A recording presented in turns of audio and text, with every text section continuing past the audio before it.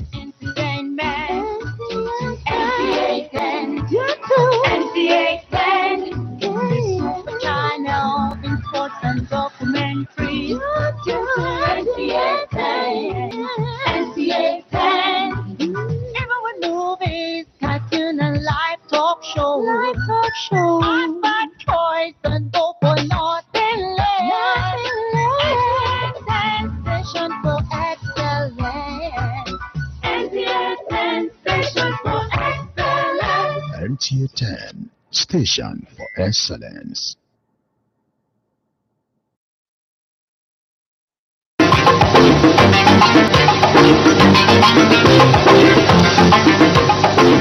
You want the best in news, info, and entertainment. NTA 10. NTA 10. Channel, imports, and documentaries.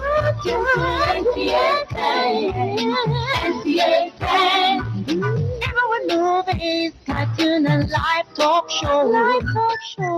Bad toys and for nothing less.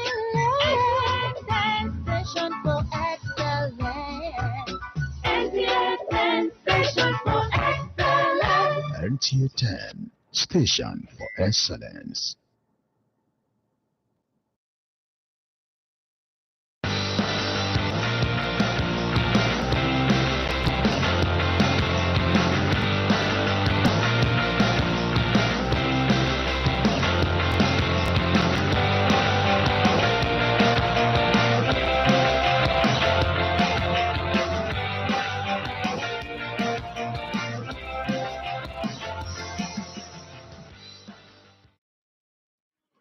Hello out there. What a calm weather to behold on this beautiful Sunday evening, the first in the fourth month of 2025. Now, this episode of the program marks not only the beginning of April, but also a fresh opportunity to build on the momentum we've already created. At this point, it is my pleasure to warmly welcome you to this edition of our 30-minute magazine program on TV, Sunday Special, where we celebrate people, events, and culture. Tonight's edition of the program promises to be both stimulating and engaging, as we'll bring you fascinating stories and views to make your evening truly memorable. Now, I'll step on the gas and then bring in the news for the day. I am Ntamiebe. Please stay tuned. The Nigeria Data Protection Commission, NDPC, has reaffirmed commitment to strengthening the data ecosystem in the country as one of the pillars of attaining the $1 trillion digital economy target of President Bola Tinubu. This follows the recent appointment of Vincent Olatunji, the National Commissioner on Nigeria Data Protection Commission, as chairman of the Anglophone Countries Committee of the Network of Africa Data Protection Authorities, NADPA. NADPA is a multilateral platform for promoting data privacy and protection among member states on the continent, and in a statement by Head of Legal Enforcement and Regulations of NDPC, Babatunde Bamigboye Olatunji, he notes that Nigeria is central to crucial phase of Africa's drive towards safeguarding the privacy rights of over 1.4 billion people in the global data. Processing value chain, this dedication to data privacy standards and appointment as head of NADPA comes at a time when Nigeria is scheduled to host the 2025 NADPA Annual General Meeting and conferences from 6th May to 8th May 2025. The theme of the conference is Balancing Innovation in Africa, Data Protection and Privacy in Emerging Technologies, targeted at showcasing the significant milestones of Nigeria under President Bola Ahmed Tinubu towards building a sustainable digital economy. And moving on, security experts are urging journalists and media professionals to be more diligent and professional in their reporting, citing the recent Global Terrorism Index, JTI, as a wake-up call discussing gains of war against terrorism. This was on NTA's Good Morning Nigeria, where guests say the index, which relies on local media and publicity available information, highlights the need for accurate representation of Nigeria to the world. Ekemini Williams has the details. Moved up to 6th place in the Global Terrorism Index report, with 565 terrorism-related deaths recorded in 2024, marking an increase from the previous 2 years. The country's score of 7.658 indicates a rise from 8th place in 2023 and 2024. However, security experts suggest that while the report should be taken seriously, its accuracy and sources need to be verified. As I've been sometimes privileged to be on the field with this, and I've seen after both on the other side, both sides, figures we see dead bodies and all that, and I've seen how the media come out and the figures are up. And when you ask, I've also had the privilege of asking some news editors, how did you get this figure? Because this is contrary to say, look, one of the editors told me, look, we need to sell the news. I can tell you this, that the people don't care if you report that there's nothing, no debt. And that is a figure that agencies or organizations like GTI will pick. So they also have to have the media literacy to know who is who in the media world. Unfortunately for the security man or for the government trying to show its country, the GTI report will not show, for example, how many Boko Haram have surrendered. It will not show the number of equipment that the military has added, the opening of new units, people that are rescued. All these things, the GTI is not concerned about them. Security experts are urging the Nigerian government to prioritize 2 key areas: military welfare and domestic military equipment production. Additionally, experts stress the importance of Nigeria aligning with neighboring countries such as Niger to combat terrorism effectively. This call to action comes as the Economic Community of West African States activates its standby force to tackle terrorism in the sub-region. Terrorism is an international phenomenon.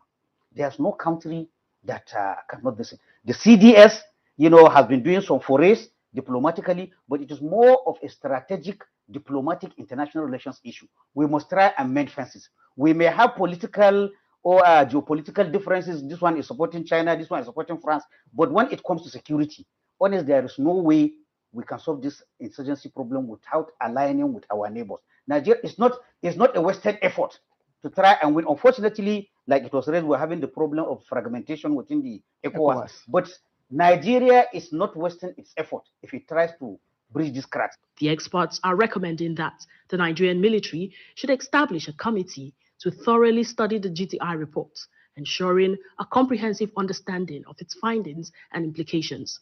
In Abuja, Ekemini Williams, NTA News. And now for stories trending in the sporting world, let's join Oche Ngbede on Sports Updates. A total of 4,000 athletes drawn from 56 institutions of learning across the country will be fighting for medal in the week-long sporting fiesta of the 22nd edition of the Nigerian Polytechnics Games Association NIPOGA, holding in Offa Polytechnics in Offa Local Government Council of Kwara State.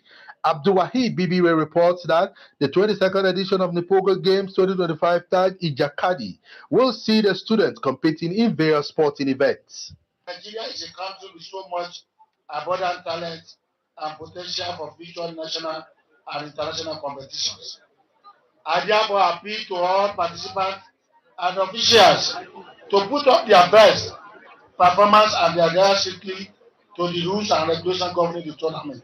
My advice is they should compete favorably, and then winners must emerge, and there should be no bitterness at all. Super Eagles health coach Eric Chill believes that Nigeria can still secure a spot in the 2025 FIFA World Cup despite a challenging start in qualifier. Chill, who recently took over the coaching role, is optimistic that following the team's 2-0 victory against the Amavubi of Rwanda in Kigali and a subsequent draw against Zimbabwe, Nigeria's path, though complicated but hopeful, as they trail with 6 points behind group leader South Africa, who are aiming to qualify for their first World Cup since 2010. With 4 matches remaining, the Super Eagles must win all their upcoming games and hope South Africa loses points. Chill has identified the upcoming match against South Africa as crucial for Nigeria's qualification for the World Cup 2026. Meanwhile, Manchester City midfielder Kevin De Bruyne has announced he will leave the club at the end of the season. Since arriving in 2015, the 33-year-old has been central to City's dominance, contributing 118 assists in the Premier League and helping City win 14 major titles. In a heartfelt statement, he wrote, "You deserve to hear it from me first. This city gave me everything." It is uncertain whether he will feature in the Club World Cup this summer as his contract expires in June. With Sports Update, Oche Ngbedi, NTA News. We'll go on a short break, and Sunday Special returns on the other side. Please stay tuned. We'll be right back. What are you doing? I am trying to recharge this my prepaid. It's giving me problem. For some time now, I don't have light. Chifu, why are you still suffering yourself? Why not try solar? That one, the one they put for me last time, give me so many problems. It did not work and they just wasted my money. Chief, go for Vifos and Zantres American Tubular Battery. Original, with sun approval. We also have Super Zantres inverter, Zantres solar battery, Zantres panel, MPPT controller, Tobar, solar fridge, solar street light, marketed by Easy Blessed Nigeria Limited. Visit them at S10 and 11 Easy Blessed Plaza by Alaba Rago Junction in Alaba International Market, Lagos. Vifos and Zantres America available in all leading electrical shops nationwide. Ring them on 0803 6830 557 or 0803 9644 115. Vifos and Zantres America. Solar, power solar. You're welcome back. This is the Sunday Special segment where we celebrate people, events, and culture. We'll start this segment with this story about the coronation of the 46th Alaafin of Oyo. President Bola Ahmed Tinubu has described the throne of the Alaafin of Oyo as a symbol of peace, cultural legacy, and enduring legacy of Africa's most powerful empires. This was in a message to the coronation of the 46th Alaafin of Oyo, Oba Abimbola Akim Owoade, in Oyo Town, Oyo State. KG Buzari Ahmed was there. Message to the coronation of the monarch delivered by the Minister of Power, Adebayo Adelabu, President Bola Ahmed Tinubu said the new traditional ruler couldn't have been installed at a better time. Oyo State remains a priority in our renewed hope agenda, particularly in areas of education, health, social infrastructure, road networks, power supply, and agricultural development. Presenting the new Alaafin, the state governor, Seyi Makinde, advised the sons and daughters of Oyo to desist from any form of litigation as it debars developmental growth. After almost over 20 years, court removed Eleruwa. They went through the process again. The same person, not Lotuti Debense as Eleruwa. The Awishi Agbaye, a former vice chancellor of the Obafemi Awolowo University, Ife, Professor Wande Abimbola, who was part of the Ifa divination that brought about the choice of the new king, speaks on the need to de-emphasize on financial gains in the matters of choosing the Alaafin of Oyo, as it will always backfire. It's clear that he wants to do well. Let us all pray that the people will be good to him, advising him, will not be the people who are just looking for money. Why is it that all of us want to die because we want to build huge houses, we want to ride huge cars? This is the problem, and the foreign religions are not helping because they are preaching gospel of prosperity. The new Alaafin of Oyo, Oba Abimbola Akim Owade, is being installed after the demise of Oba Lamidi Olaiwola Atonda at Deyemi III on the 22nd of April 2022, after almost 53 years on the throne. A truly colorful event right there. Now, it may not be scientific, but all the same, it is a widely held belief that a family or an individual will experience an unusually peaceful sleep as a landlord in a new house on the first night. Now, I believe you can relate with this, right? Well, about 200 children of Nana Berry Orphanage, New Inyanya in Nasarawa State, will definitely make a good example for this population testing to test the veracity of this myth after recently moving into a new home they can truly call their own. This new chapter in their lives is written by the Renewed Hope Initiative, which facilitated the construction of a befitting home for them. Now, State House correspondent Adeni Itaiwo has a fair knowledge of this journey and will now share with us. It was barely habitable, but it is where they found refuge and called home, away from the cold and abuse on the streets. I look at the facility, everything. What comes to your mind? This is second heaven. Peace Kwame is one of the older children at the orphanage, assisting its founder and the woman they all called Mother, Aisha Kwame. She recalls that their old accommodation, ramshackle and lacking in basic amenities, mirrors their own condition until a chance encounter with Arachai around August 2023. They are treating us like president children. We are just like a president children, princess and king. That's how they are treating us now. And see now, we don't have washing machine at that place. We wash with our hand, but here there's washing machine. Since the first gifts exchanged hands, the fortune of the home has changed, with more gifts from Arachai, culminating in the construction and donation of this beautiful home to the orphanage. Thank you. The inauguration and handing over of the facility is more than a cause for cheer, a fact demonstrated by these young beneficiaries as they sang and danced.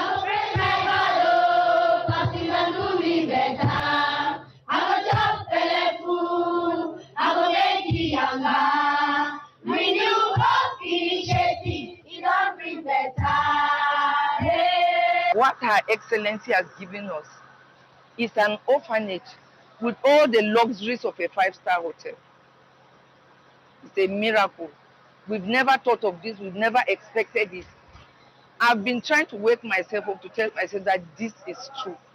The children are very happy to see this kind of facility. Some of them are asking me that I hope after we pack and they will not come and pursue us. I said, no, nobody will pursue us because this is our home. They have already made it for us and it's already in our name. This is quite good.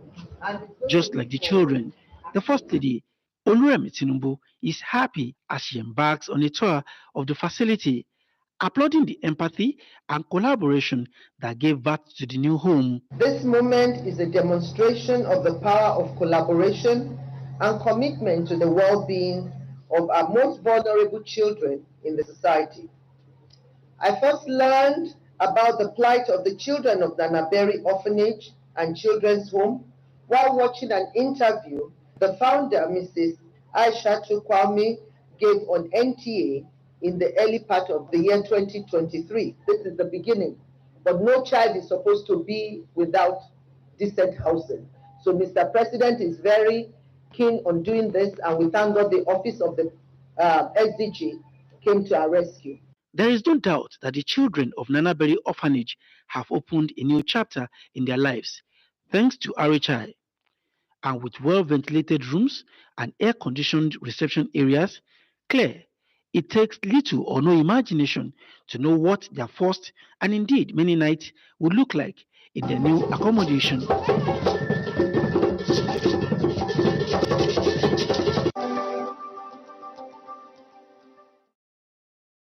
The Renewed Hope Initiative, the gift that keeps giving.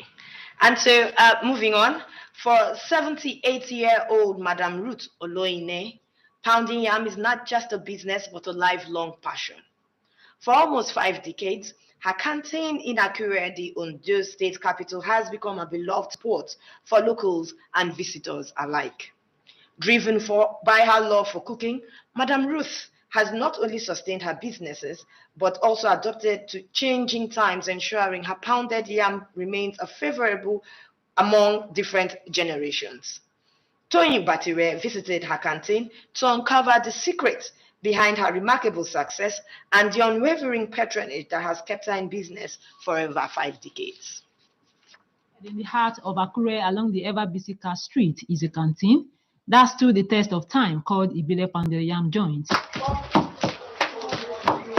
Here, 78-year-old Mrs. Ruth Olowe has been serving steaming plates of pounded yam for nearly 5 decades with faithful lovers of traditional delicacies.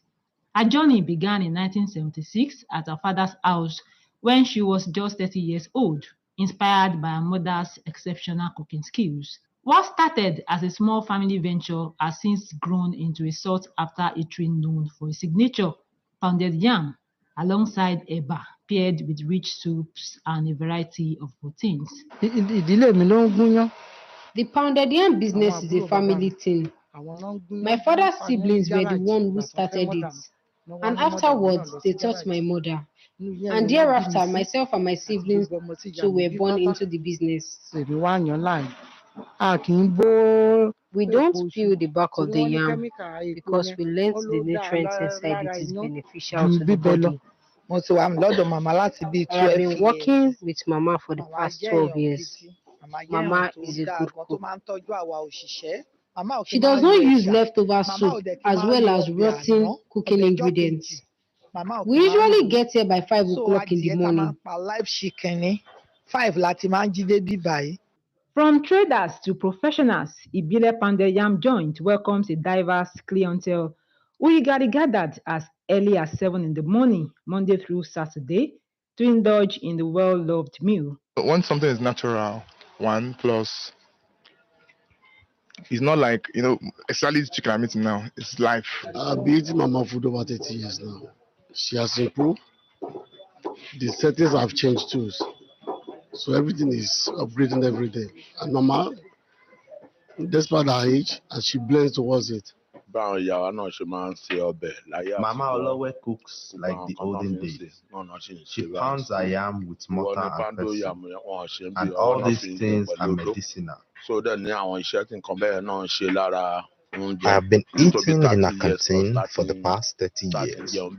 Despite the demands of running the business, Madame Olowe remains steadfast in her passion, though she reveals she plans to hand over the reins when she turns 80 to ensure that the legacy of Ibile Pounded Yam Joint continues for generations to come.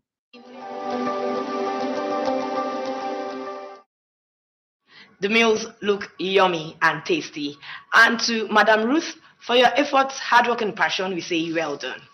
And on to our next story, economists emphasize that focusing on long-term gains of infrastructure rather than difference in political perspectives is key to addressing the challenge of abandoned projects in the country. Bolaji Akim has more on this. Various administrations have embarked on projects either in response to social needs of the citizens, economic gains, or environmental upliftment.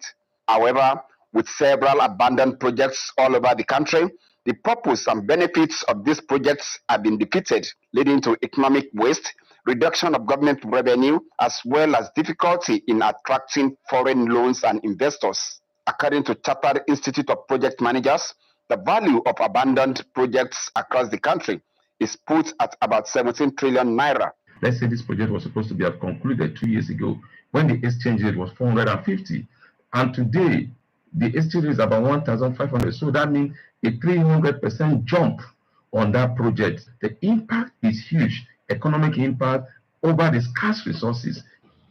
When we are conceptualizing projects, we have to see through it, not just in the design and but also in the implementation, in the financing, in whatever is required. Some of these abandoned projects, though received with great expectations from the people as a means of job creation, social and economic upliftment, have now become a blight and safe haven for criminals and vandals.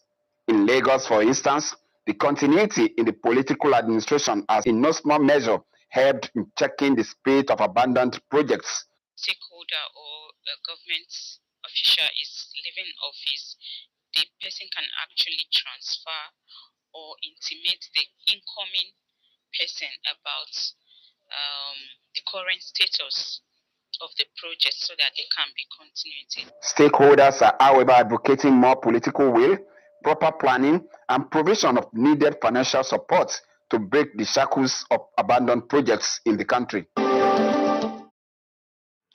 The lesson from this story is that we should stay focused on the long-term gains of infrastructure.